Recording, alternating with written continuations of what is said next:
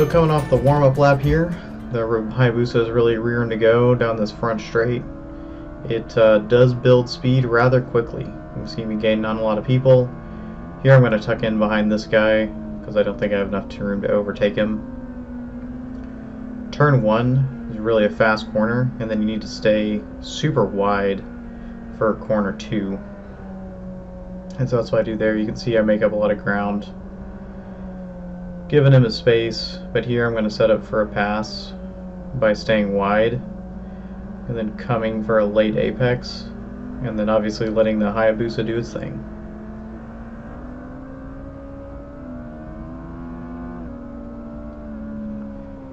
Now we're entering the carousel. Especially this left sweeper, this is where the Hayabusa's kind of soft suspension let it down, so it would compress a lot, and this is where I was mostly dragging pegs.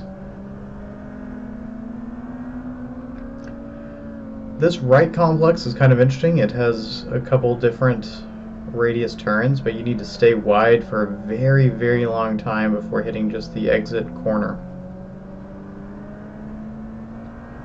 This section here is probably the section where I can gain the most time.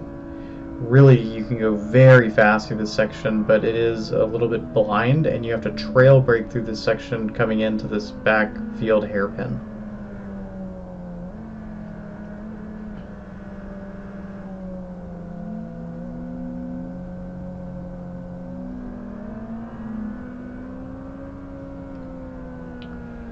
You can see me coming through here onto the back straight. And then this is where there's individuals actually going to pass me. So that guy in the bright orange and yellow leathers had a very similar pace to me in novice group. And so this session, you'll watch me and I follow him around. He was showing some good lines, and I was able to improve my times after following him. We're stuck here in traffic right now. We're not supposed to pass in corners, and these guys are going real slow.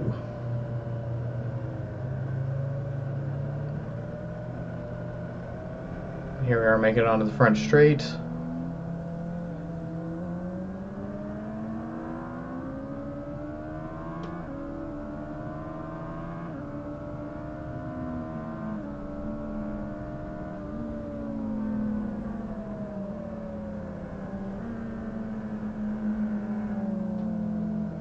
Back into turn 1, you can see we're still in traffic here.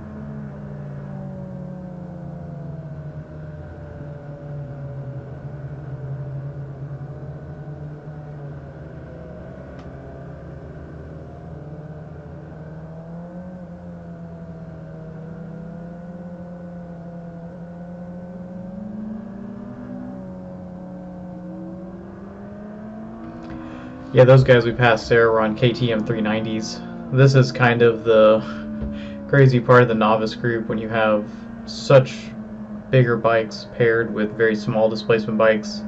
The small displacement bikes just really cannot keep up on the straightaways. But they can go fast.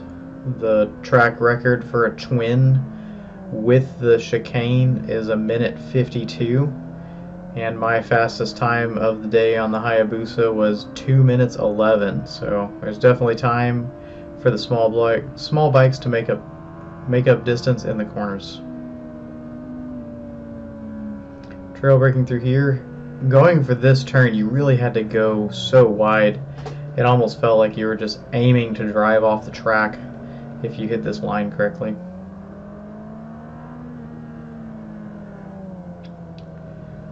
Back onto the back straight. Heading into the Ridge complex. This turn to the left is the only first gear corner, at least for the Hayabusa, on the whole track. You gotta go way slow. It's very, very tight. And then what I was doing is I was shifting into second on this transition, going into the carousel, and then staying in second through the carousel. You really don't need that much power, and then it saves you from changing a gear as you're coming onto the main straight. Here we are. You can see that incredible acceleration happening. There, I missed a gear.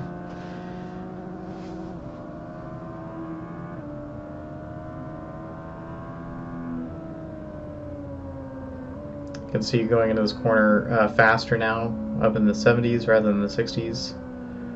And I'm behind my buddy who's giving me this excellent tow, showing me some great lines.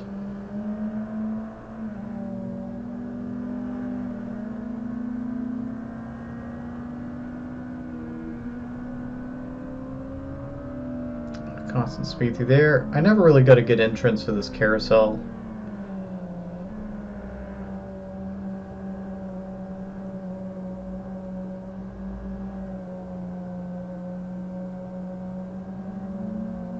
See here, that rider went wide.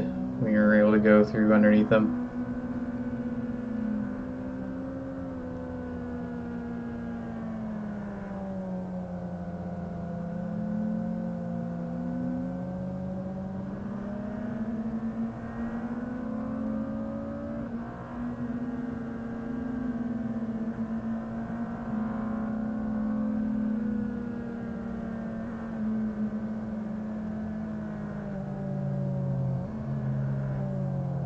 Here, dipping it in low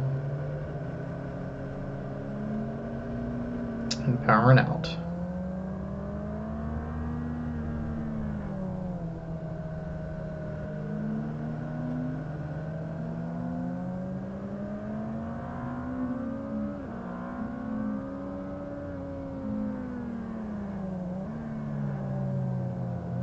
You can see you're able to go through that corner a lot faster when the traffic is gone. And then through the carousel as well. Earlier we were doing like 25 miles an hour.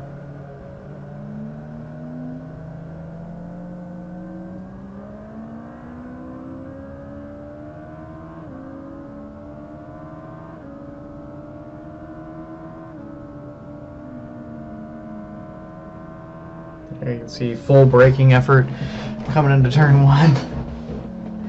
The Hayabusa is a heavy bike. You got to be generous with the brakes to get it to slow down.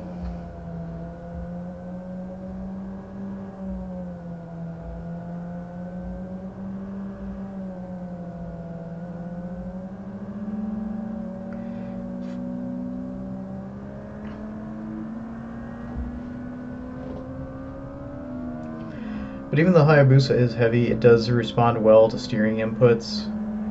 Its track day performance is hampered mostly by its weight under braking, and then it has a lower cornering clearance allowance than most super sport bikes. So on this day, I was getting consistently to like 45 degrees of lean angle, but most even stock super sports can get to 50, 52 degrees of angle. And so I was scraping pegs, even though on my GSXR 1000 I have never found the pegs on that bike.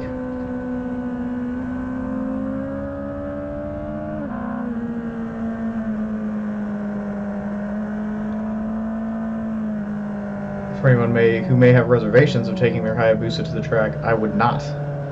It does perform very well. The bike ran cool all day, no brake fade. It's just if you're going for those tenths of tenths, it's not the right machine. But the engine nature is fantastic, very responsive, very quickly accelerating, and again, body position and cornering feel fantastic, if limited.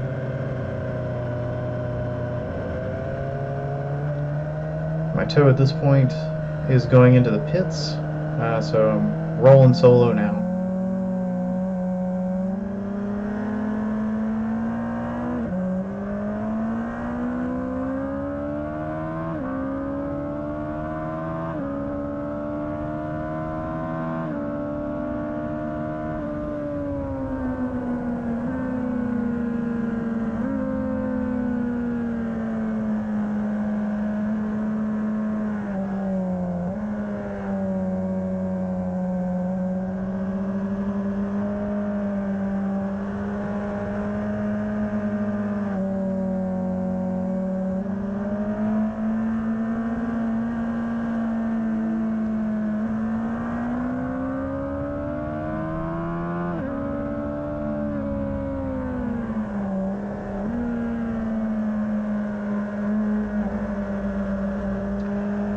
Yeah, this long sweeping left-hander is really quite amazing.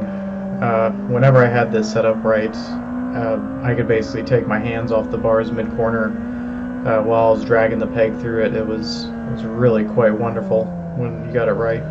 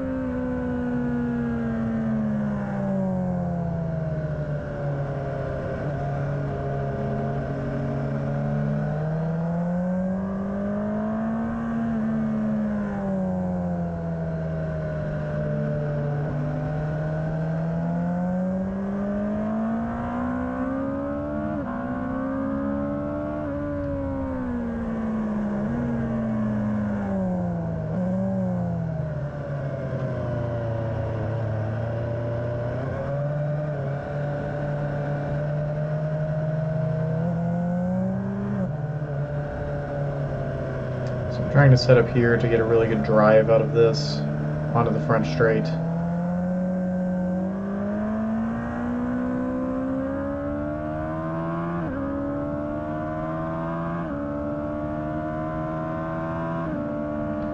Yeah, at this track you never even use 6th gear on the Hayabusa. You only ever get to 5th. The speeds simply aren't high enough to justify 6th gear.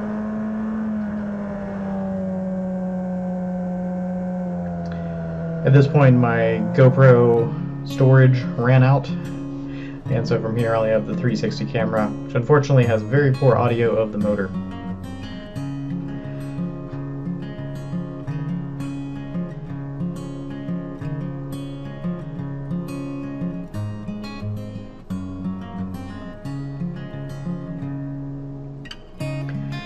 One of my big focuses next time I go to a track day is going to be body positioning. My body positioning is,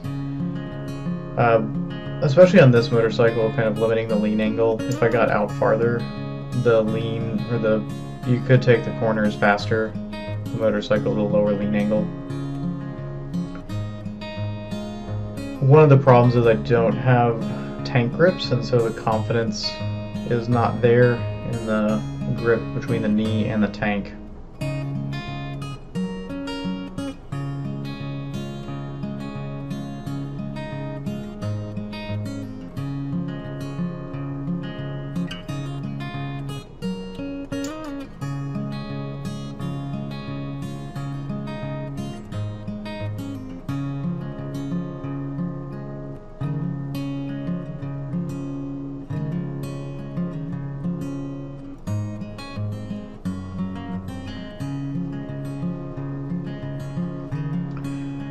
The ridge section of this track is such an incredibly challenging feature. It's very low speed, and essentially if you want to get good time through it, it's all about braking late, which is quite a scary thing to do. Here I am passing a few people. They're being led by the instructor.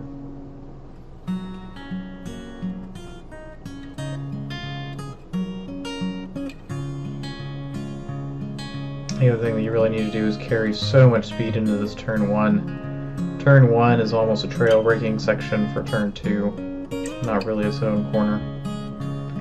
This lemur section also, I do not do a good job of staying to the far right of the track after the midpoint, and if you do that you can get better drive into this section here, which can slingshot you into this semi-straight back section.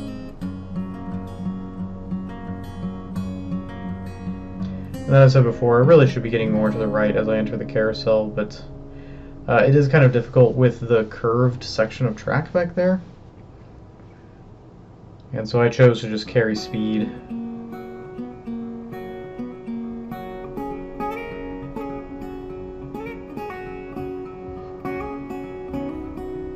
This section of track requires so much discipline to not apex it early like I'm doing right here. You really have to apex it late, again, to get good drive for this section that's uphill that this is basically a straightaway as well. In reality, you should be hitting 100 plus going up that hill.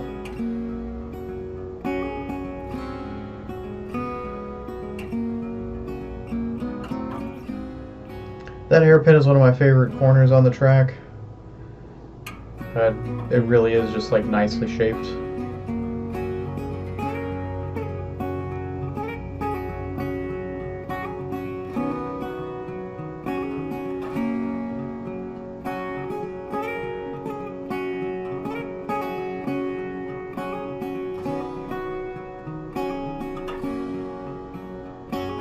And we did see the checkered flag on this lap, and so I am coming in. We'll be following people into the pits. Thanks again to OPRT for putting this event on. Very unexpected that it was going to be able to happen in March, and I'm very glad that they took the risk to do it.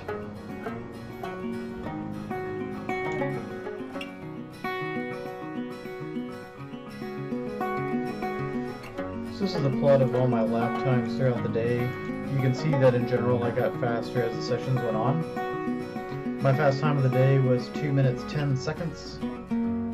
Previous best time on the GSXR 1000 was 2 minutes 4, so definitely going faster on that. But overall, very pleased with this. Very consistent times. A lot of the spike ups were due to traffic on those laps. But you can see by session 6 there was very little traffic on the track, and I was hitting very consistently around the same time.